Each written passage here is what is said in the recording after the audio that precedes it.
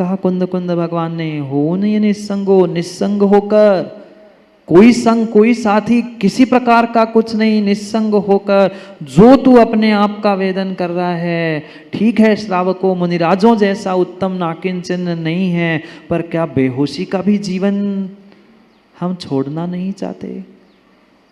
कोई समझाना भी चाहे, कोई निकालना भी चाहे, तो समस्या ये है कि हम निकलना नहीं चाहते, हम होश में आना ही नहीं चाहते। हम होश में आना ही नहीं चाहते, होश में आना ही नहीं चाहते। और हम होश में नहीं आना चाहते हैं तो कोई दुनिया की ताकत मुझे होश में ला ही नहीं सकती, होश में ला नहीं सकती। आज किसी को साथी नहीं मिलता, मित्र नहीं मिलता, उसको कोई साथ देने वाला नहीं मिलता, भक्त शिष्य नहीं मिलता, तो लोग उसे अनाथ कहते हैं, अकेला कहते हैं। अरे तेरा कोई मित्र नहीं, दोस्त नहीं आया तेरे साथ? कैसी विडंबना और कैसी सोच व्यक्ति की आज बनी है। अकेला होने के लिए ये जीवन मिला था, अकेला होने के लिए ये जीवन मिला था, और अकेला होकर ही परमात्मा बनने के लिए मनुष्य पर्याय मिली थी, ये निर्ग्रंथ भेष मिला था, ये साधक अवस्था मिली थी श्रावकों, ये श्रावक पर्याय भी मात्र उसी के लिए मिली थी। पर आज गलत तरीके से देखा जाता, अरे कोई नहीं है मित्र, कोई नहीं है तुम्हारे साथ में, अकेले हो। अकेले होना बहुत बड़ी साधना है, पर अकेलेपन में जीना ये बहुत बड़ा दुख है।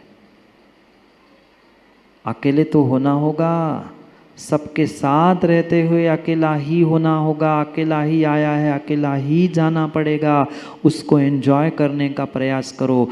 लोनलीनेस नहीं, अलोन, मैं अकेला हूँ, मैं अकेला हूँ महसूस करो, और यही जानना होश में आना है। और जिसे आचार्यों ने उत्तम आकिंचन ने कहा, जिसे आचार्यों ने उत्तम आकिंचन ने कहा। राजा श्रेणी की एक सत्य घटना याद आ रही है। वह जंगल में सैर करने के लिए राजा श्रेणी गया। सैर करते करते एक निर्ग्रंथ तपोधन वृक्ष के नीचे बैठे थे। वे ध्यान साधना में लीन थे, महान योगी थे, तपस्वी थे। क्योंकि पुण्यात्मा जीव ही इस पुण्यात्मा की मुद्रा को प्राप्त कर पाता है। कुछ विशेष तपस्या साधना का ही फल निर्ग्रंथ अवस्था को प्राप्त करना संभव होता है। वे योगी तपस्वी थे, और मात्र तपस्वी नहीं तेजस्वी भी थे। सर्वांग से एक विशेष ऊर्जा यौवन अवस्था में थे तो वैसे ही झलक रही थी। दूर से ही वो राजा श्रेणी उनके प्रति आकृष्ट होता है। छवि वीत रागी नगन मुद्रा, नहीं पढ़ा आप लोगों ने? छवि वीत रागी नगर मुद्रा, दृष्टि नासा पई धरे। वे ध्यान में बैठे थे, नासाग्र दृष्टि से उनकी वह वीतरागी छवि, तेजस्वी मुखमंडल, उनकी आभा, और वह श्रेणी को उनकी तरफ खींचता गया, खींचता गया, खींचता गया। वो भी विचार में पड़ गया, ये है क्या? मेरे राज्य में ऐसे भी मुनिराज है, मतलब ऐसे भी है, ये इतना युवा है, इतना सुंदर है, क्या कुछ नहीं कर पाता? क्योंकि अक्सर श्रावक यही सोचते हैं, बढ़ जाता है जी, कि घर में खाने के लिए नहीं होगा सो कपड़े उतार कर मुनिराज बन गए होंगे। जिसके पास होता है व्यक्ति यही सोचता है कि कपड़े उतार कर बैठे, किसी ने धोखा दिया होगा, कुछ मिला नहीं होगा, कमा नहीं पाए होंगे, घर से निकाल दिया होगा, सो मुनिराज बने होंगे। वो भी पैसे वाला था, राजा था, उसने भी यही सोचा, क्या बात है, क्या मेरे राज में ऐसे भी इंसान है कि उनको कुछ नहीं मिला? इतना तेजस्वी, इतना ओजस्वी ये युवा है, और ये नंगा, ये उम्र थोड़ी है। बूढ़े हो जाए, 55, 60, 70 के हो जाए, जब कुछ करने की ताकत ना बचे, हाथ में लाठी पकड़ने की हिम्मत ना बचे, तब भानु दीक्षा लेंगे। अभी से क्या करना है? अभी क्या करना है? इतनी जल्दी ये उम्र थोड़ी है ये युवावस्था में धर्म ध्यान करने की। अभी तो मौज करे, ऐश करे। पक्का है कहीं ना कहीं इसे धोखा मिला है। कौन सोच रहा था? राजा श्रेणिक सोच रहा था उन तेजस्वी ओजस्वी वीतरागी निर्ग्रंथ मुनिराज की उस मुखमंडल, उस आभा, उस औरा को देखकर वो श्रेणिक भी विचार में पड़ गया कि ये है क्या। विस्मय हो गया उसे कि ये उम्र, ये यौवन, ये क्या है, क्यों है। रहा नहीं गया उससे, रहा नहीं गया और चैन नहीं पड़ी और जाकर वो मुनिराज के सामने बैठ जाता है। क्योंकि स्वाभाविक सी बात है, आप में भी सी बहुत सारों को लगता है कि आज कई सारे ऐसे युवा 18-20 साल के आचार्य भगवान के संग में हैं। देखकर ऐसा लगता है क्या? उन्होंने तो 20 साल की उम्र में, 18 साल की उम्र में समझ लिया कि संसार में ये बेहोशी का जीवन छोड़कर मुझे आगे बढ़ना है। और 55-85 के होने के बाद भी जिनेन्द्र पंडित जी अभी विचार ही कर रहे हैं घर वालों का क्या होगा। अभी विचार ही चल रहा है। वो भी विचार करने लग गया कि भाई ये आखिर है क्या कंडीशन।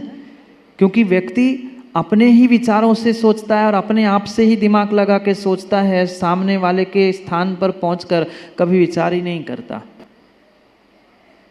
क्यों ऐसा हुआ? वो रागी था, उसको भी यही लगता था कि मैं बहुत कुछ जोड़ लूंगा, बहुत कुछ प्राप्त कर लूंगा तो मैं बड़ा, मैं स्वामी, मैं राजा।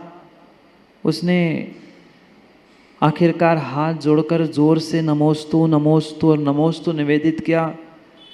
मुनिराज को आंखें खोलनी थी, नियोग ऐसा हुआ कि उसका नमोस्तु कहना हुआ और मुनिराज का आंख खोलना हुआ। राजा हाथ जोड़कर नमस्कार करता है, अभिवादन करता है और स्तुति परक शब्दों के साथ कहता है, ये भगवान मुनिराज जी, बाकी सब ठीक है, आप साधना कर रहे हैं, तपस्या कर रहे हैं, आप महान हैं, उसमें कोई विकल्प नहीं है। पर रह रह के एक ये मन में बात आ रही है, प्रश्न पूछना चाहता हूँ, भगवान पूछ सकता हूँ? मुनिराज ने कहा, पूछो, कौन सी बड़ी बात है। राजा पूछता है, श्रेणिक पूछता है कि मुनिराज जी, ये आपने इस उम्र में ऐसे ये नीरस मार्ग क्यों अपनाया है? इतना आपका तेजस्वी ये शरीर है, ये यौवन, ये उम्र, 30 साल के भी नहीं होंगे आप, और चेहरे से और आपके पूरे इस बदन से, शरीर से देखकर ऐसा लग रहा है कि आप किसी बड़े घर के आदमी हैं। गरीब तो हो नहीं है कि पैसे खाने के लिए नहीं है या कमाने के लिए नहीं है, सो आप इस नीरस मार्ग पर, इस मार्ग पर निकले। दिख तो बिल्कुल ऐसा नहीं रहा है आपको देखकर। मुनिराज सुनते गए, क्योंकि कोई सामने वाला कहे तो पहले उसको पूरा सुन लो और फिर समय पे उत्तर देना समझदारी होती।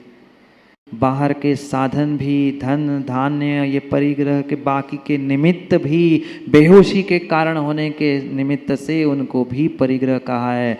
अगर धन ही मात्र परिग्रह होता तो शायद वह देव और नारकी, उनके पास तो आप जैसा कोई रुपया, टका, डॉलर है ही नहीं है, वे तो फिर दोनों निष्परिग्रही हो गए। धन दौलत नहीं, परिग्रह 24 भेद, अंतरंग और बहिरंग, अंतरंग 14, बहिरंग 10 प्रकार के परिग्रह। उन सब से ममत्व को छोड़ देना, मूर्छा को छोड़ देना, अटैचमेंट को दूर कर लेना, इसी का नाम आकिंचन्य है। समय हो गया छोड़ देने का, मेरा समय हो गया, अब आपका आप जानो, आपका आप जानो।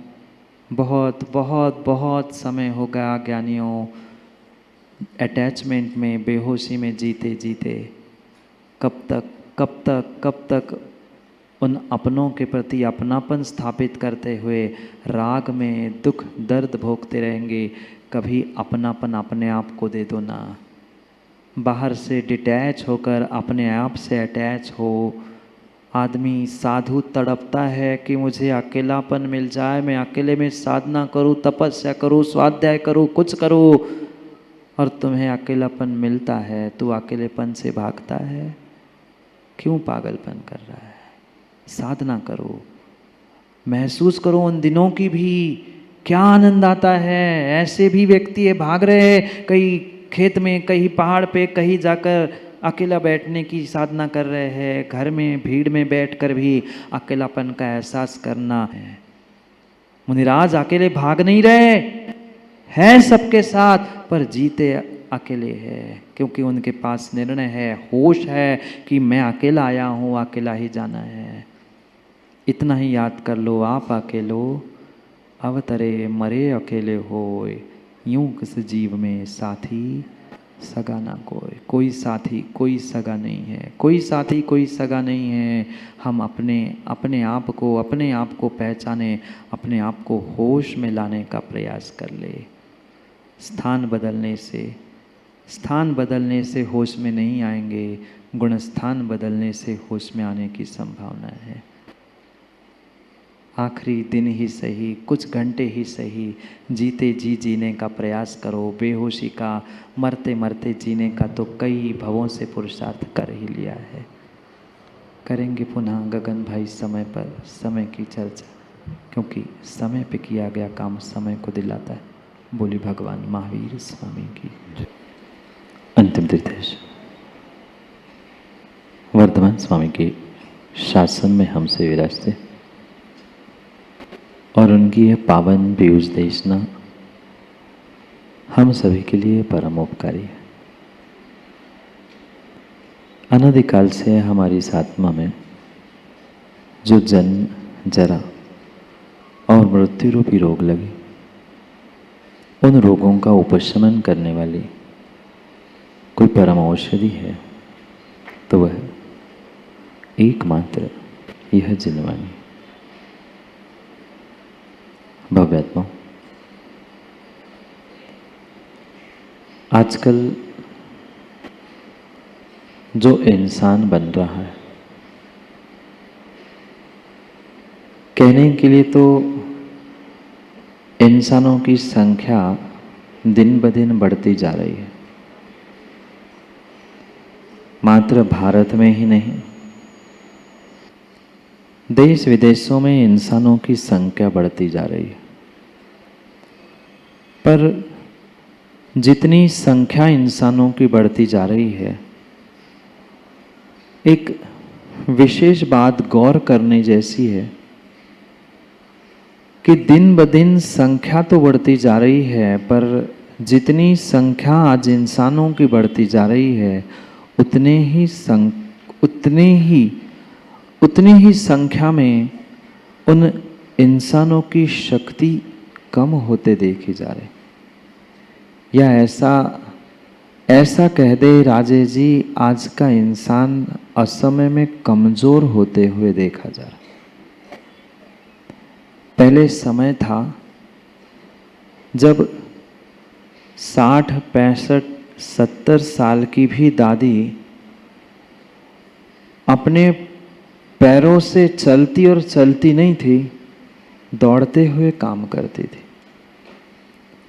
आज 40 साल की माँ को भी अनेक प्रकार के साधन चाहिए।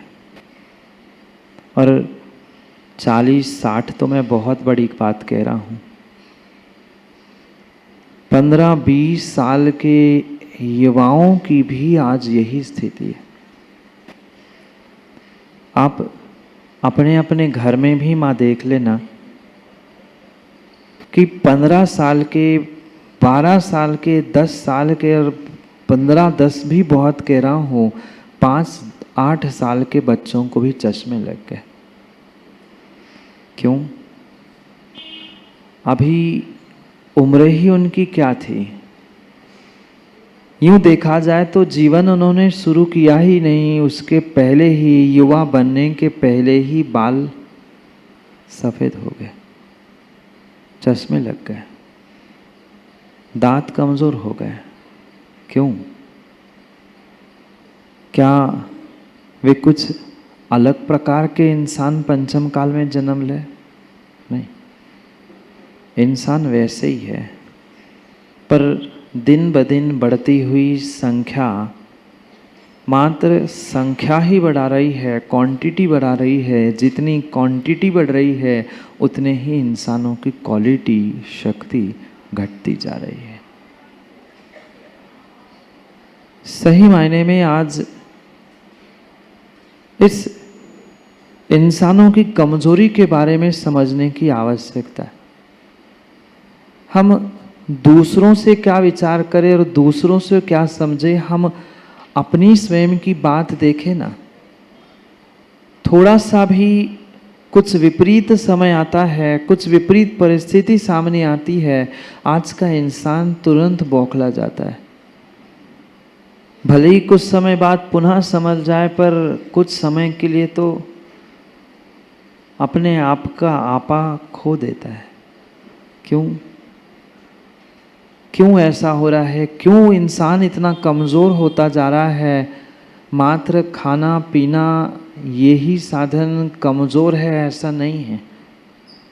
आज भी बहुत सारे पौष्टिक द्रव्य प्राप्त हो सकते हैं, पर समस्या युवाओं ये है कि जो इन साधनों से, साधनाओं से ऊर्जा बन रही है, वह ऊर्जा हर समय हम बाहर फेंक रहे हैं।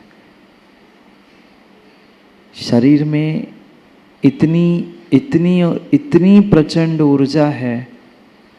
अगर उस ऊर्जा को हम विधायक बनाएं, ऊर्जा का सही मायने में रूपांतर करें और उस ऊर्जा को रोकने का प्रयास करें, तो विश्वास मानना आज का इंसान भी बहुत कुछ कर सकता है। पर समस्या उसके साथ यही है कि वह अपने आप को मैनेज नहीं कर पा रहा है।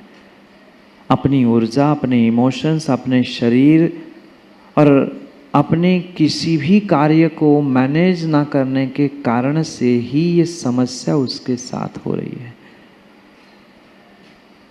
वही अनाज है, और मैं तो कहता हूँ उससे कई अधिक गुना आजकल ऐसी औषधि और ऐसे द्रव्य बन गए हैं जो तुम्हें थोड़ा सा भोजन करते हुए भी शक्ति देते।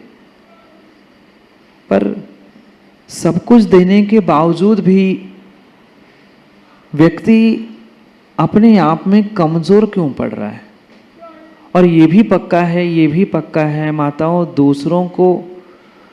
दूसरों से लड़ने के लिए तो फिर भी हम बहुत कुछ दिखाते हैं, पर अपनों से और अपने अंतरंग के परिणाम, परिणति, विषय, कसाय, पाप, इनको क्यों नहीं संभाल पा रहे?